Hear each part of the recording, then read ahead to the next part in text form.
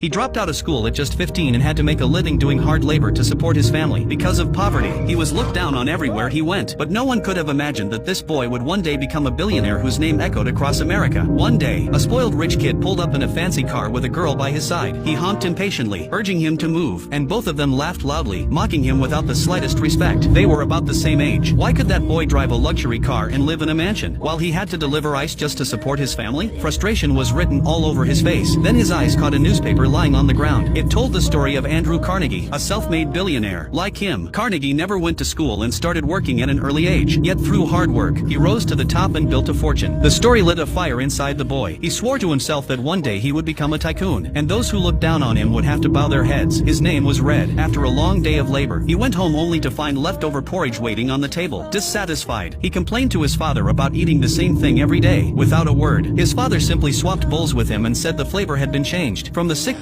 came the sound of his mother's cough. Her condition had worsened again. Red demanded to know why his father didn't buy medicine, but all he got was the same helpless reply. There was nothing he could do. Angry, Red slammed the newspaper down in front of him and declared that one day he would be a billionaire. He would buy the whole hospital and hire the best doctors to cure his mother. But his childish vow brought no encouragement. His father only said, "You ain't ever gonna be rich. The only thing you're ever gonna be able to count on is coming up on the short end. That's what was handed me by my daddy, and I'm sorry, that's all you're ever gonna get from me."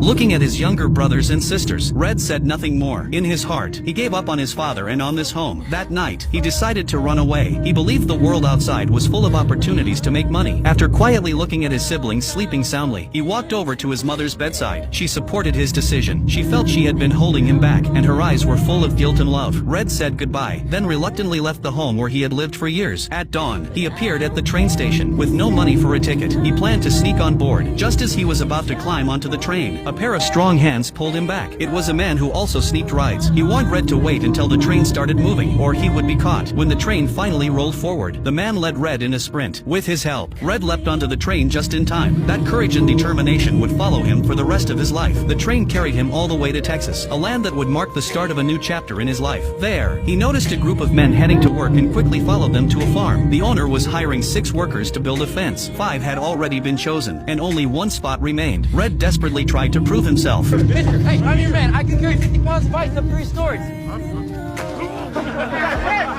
The farmer laughed and was impressed by his spirit. He gave Red the job, but driving posts into the ground was grueling work. Red was small and weak. When he finally managed to hammer in a post, a co-worker knocked it over with one push. He became the target of ridicule. Maybe Mr. Early can have you build him a rabbit fence next. Unwilling to give up, Red kept working even while the others rested. One of the young men who had mocked him earlier saw his effort, brought him water, and the two became friends.